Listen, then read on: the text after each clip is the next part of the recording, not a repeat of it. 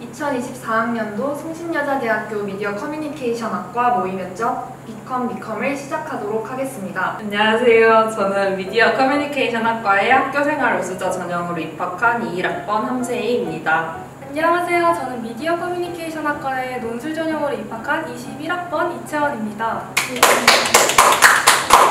공통 질문 먼저 드리도록 하겠습니다. 두 분께서 미디어 커뮤니케이션학과에 지원한 이유는 무엇인가요? 저희 미디어 커뮤니케이션 학과가 제일 위에 있어서 중학교 때부터 미디어 커뮤니케이션학과 방송 쪽을 희망해서 4 미컴, 1 자율전공, 1 법학부를 지원을 했습니다. 세희님은 학교생활 우수자 전형, 채원님은 논술 전형을 선택했는데 어떤 전형인지 말씀 부탁드립니다. 학교생활 우수자 전형은 이제 생활기록부랑 자기소개서, 서류, 정성평가 100%로 진행이 되고요. 다양한 활동을 하고 학교생활에 충실히 임한 사람을 인재상으로 하고 있습니다. 논술 전형은 이제 수능 최저, 그리고 학생부, 그리고 논술 성적, 글쓰기 성적을 모두 고려하는 전형인데요. 논술 성적이 제일 큰 영향을 미치기 때문에 흔히 약간 대박을 노리는 친구들이 많이 지원하기도 하는 전형입니다. 생활기록부를 준비하며 어떤 활동들을 했었나요? 진짜 다양하게 했거든요. 저는 뭔가 제 가치관 자체가 그 나이대에 할 수 있는 활동은 다 하자 주의여가지고 신문부도 했었고 전교부회장도 했었고 운동부도 했었고요. 그리고 사회탐구 토론 동아리도 했었고 봉사랑 상담 엄청 많이 받았습니다. 고등학생 시절 했던 활동 중 본인이 자기소개서에 넣은 활동은 무엇이 있을까요? 자기소개서 컨셉을 다양한 활동 속에서 오는 다양한 경험을 즐기는 사람이라는 컨셉을 잡았었고요. 두 가지가 있는데 먼저 첫 번째로는 수학 시간에 배운 미적분이 콘텐츠에 어떻게 활용된 사례를 조사해서 그걸로 신문을 만들었던 경험을 썼었습니다. 두 번째 버전은 한국지리와 지역문화 콘텐츠에 대한 것이었는데요. 제가 1학년 때 교회 봉사로 지역 살리기 프로그램에 참여를 했었는데 유명한 캐릭터의 벽화를 그려가지고 지역 관광객을 늘리겠다라는 전략을 세웠었는데 탈락을 했었어요. 어떤 식으로 살렸어야 됐는지를 한국지리 시간에 조사를 해서 새로운 아이디어를 도출해낸 거를 버전 2로 썼습니다. 이번의 경우에는 독거노인 봉사를 제가 좀 길게 많이 했었어가지고 그 경험을 썼었고요. 세 번째는 학교 조사에서 그런 배경 쓰고 이랬었습니다. 생활기록부를 준비하는 팁에 대해 말씀해 주실 수 있을까요? 다양한 활동을 많이 해라입니다. 그래야 2학년 때 또는 3학년 때 많이 써먹을 수 있는 소스가 많이 나온다고 생각을 하는데요. 만약 지금 3학년이시라면 활동을 추가하기는 어렵잖아요. 그래서 1, 2학년 활동 중에 조금 쓸만한 거를 확인하시면서 살을 덧붙이시고 그거에 대한 자료조사를 하시는 게 좋습니다. 마지막으로 대학 이론 같은 거 막 찾아보잖아요. 생기부 막 면접 준비하면서도 찾아보고 막 그러는데 저는 그런 것도 중요하지만 내가 사회 현상이나 나의 진로에 대해서 궁금증을 갖는 지점을 많이 만들고 생기부에 그냥 이 광고가 인상적이었다라고만 쓰지 말고 이 광고가 왜 인상적이었는지를 생각해보면 그럼 이 광고를 어떻게 왜 이렇게 만들었을까에 대한 자꾸 왜라는 질문을 던지시는 게 좋고 그 왜라는 질문의 답을 생기부에 적는 게 좋을 것 같습니다.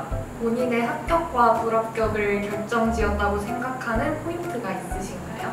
제 생기부가 질이 그렇게 높다고는 생각을 안 해요. 그런데 저는 양적으로 굉장히 많았기 때문에 합격을 했다고 생각합니다. 두 번째로는 어느 과목이든 미디어랑 영상이랑 엮으려고 되게 많이 노력을 했어요. 영어 교과서에 나오는 지문의 인물들이 있잖아요. 강수진에 대해 배웠으면은 저는 강수진의 인생에 대해서 영어로 대본을 만들어서 막 선생님한테 제출도 했었고 이런 부분들이 도움이 많이 되지 않았나 싶어요.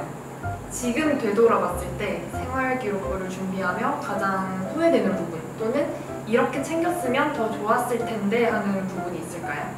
1학년부터 3학년 때까지 올라가면서 활동을 심화시킬 걸이라는 생각이 들었습니다. 두 번째로는 조금 더 실제적인 경험을 녹여냈으면 어땠을까라는 생각을 했었습니다.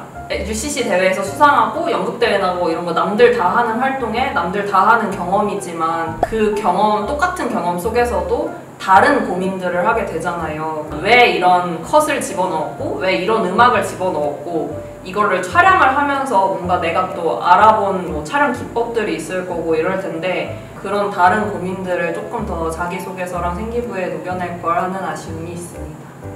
네, 마지막 질문 드리겠습니다. 본인의 생활기록부 또는 자기소개서를 준비하며 가장 기억에 남는 일화를 말씀해주세요. 저는 자기소개서 마감이 5시였거든요. 근데 모종의 개인적인 이유로 5시에 수정 버튼을 눌렀어요. 진짜 정각 딱 5시에 수정하기를 눌러서 제출을 했던 기억이 있습니다. 진짜 손이 달달달달 떨렸어요. 네, 논술 질문 드릴게요. 논술 준비는 어떻게 했나요? 논술 전형으로 가겠다고 되게 늦게 결심한 케이스인데 저는 이제 고3 여름방학 거의 내신 다 끝날 즈음에 저는 이제 논술로 가야겠다고 결심을 했어요. 하루에 14시간을 공부한다고 치면 10시간은 정시 절대 버리면 안 되니까 정시 준비하고 4시간은 맨날 논술 연습하는 식으로 준비했었던 것 같아요. 논술 시험 당일에는 어떤 루틴으로 하루를 보냈나요? 그게 없잖아요. 정해진 매뉴얼이랑 이렇게 하면 무조건 합격한다 이런 전략이 없어서 사실 들고 갈 게 없어요. 시험장에 보기 전에 손을 푸는 용으로 항상 1번 문제 약간 300자 그거를 안 해본 300자 문제를 가져와서 시험 시작하기 30분 전에 맨날 이렇게 풀었었어요. 약간 워밍업으로 약간 그런 루틴으로 시험장에 들어갔던 것 같아요. 최저를 준비한 과정이나 방법에 대해서 말씀해주세요. 저는 국영수 중에서 약간 자신 있는 거를 좀 깊게 파서 무조건 1을 맞추려고 노력을 했던 것 같고요. 국영수에서 무조건 4 이상을 해야 된다는 마음가짐을 있어서 사탄도 열심히 했었던 것 같긴 해요. 근데 국영수가 더 중요하다. 지금 되돌아봤을 때 논술을 준비하며 후회되는 부분 또는 이렇게 했으면 더 좋았을 텐데 하는 부분이 있을까요? 아무래도 축적되는 만큼 실력이 향상되는 게 또 글쓰기다 보니까 제가 가장 후회되는 점은 늦게 시작한 거. 그리고 두 번째는 약간 저랑 더 잘 맞는 선생님을 골랐으면 더 좋지 않았을까라는 2가지 후회가 있습니다. 본인의 합격과 불합격을 결정지었다고 생각하는 포인트가 있으신가요? 달랐던 거 3가지. 자만, 자신, 압도적 승리감. 이게 농담이... 그게 뭐죠? 뭐냐면요.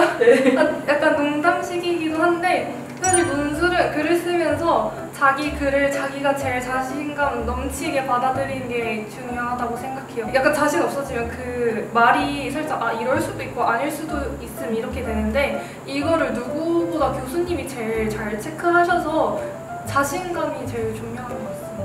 마지막으로 논술 전형을 준비하는 친구들을 위한 꿀팁이 있다면 말씀해주세요.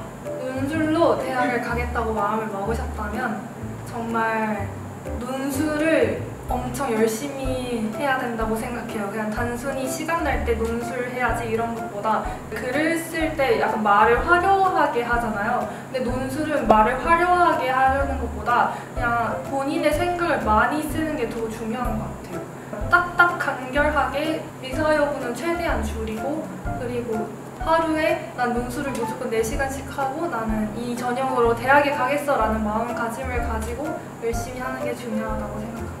두 분이 본인이 지원한 전형에 대해 장점과 단점이 있다면 말씀해 주시면 감사하겠습니다. 장점은 면접을 안 봐도 된다.